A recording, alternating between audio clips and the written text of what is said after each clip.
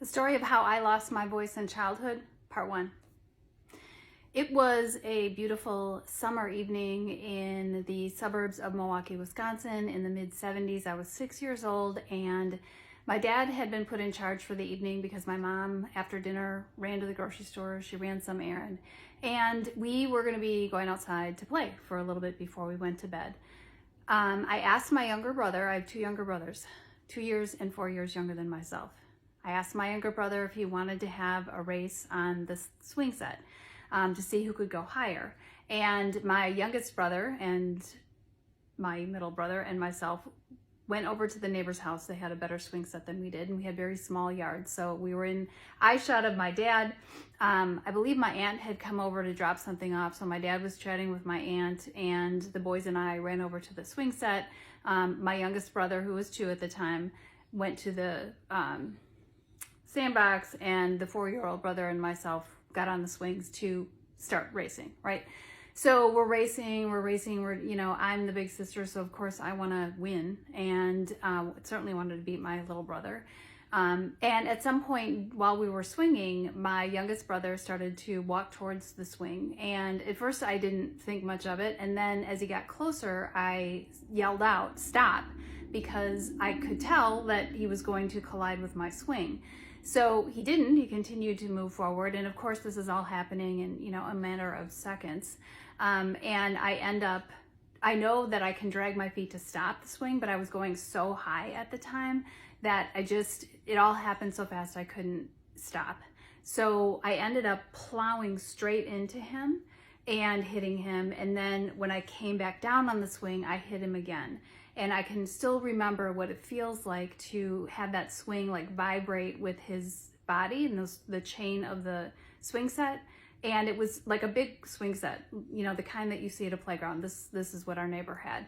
So he starts crying, and I, finally am able to stop and bend down to see what's going on. And of course, at the same time, my dad comes running over because he sees the ruckus, and here's my brother.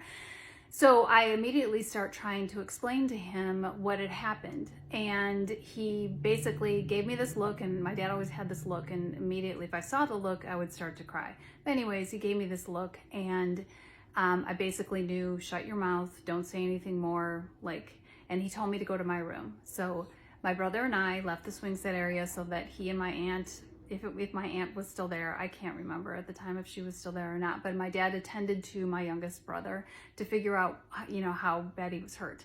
So we went to our house and went running, I went upstairs to my bedroom. My other brother did as well, I think.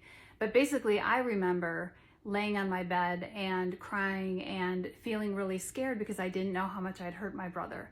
And I felt terrible. I just felt really terrible about it.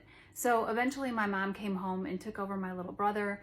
My dad came upstairs, got my other brother to bed, and then came in my room.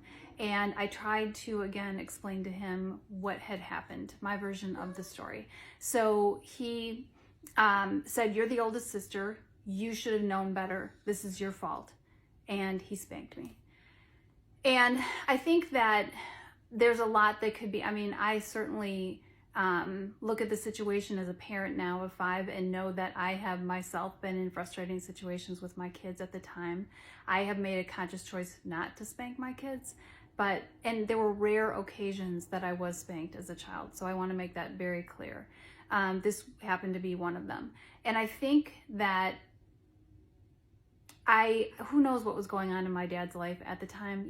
I don't know if he was angry because it had happened, or if there was something else going on in his work life or between he and my mom, or if he just felt like he was frustrated in the moment that it happened, or if he wasn't paying enough attention. I don't know. It doesn't really matter.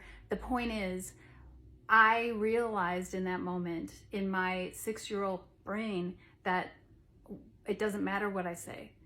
Nobody cares what I have to say. And so that is my version of how I lost my voice in childhood. Stay tuned for part 2.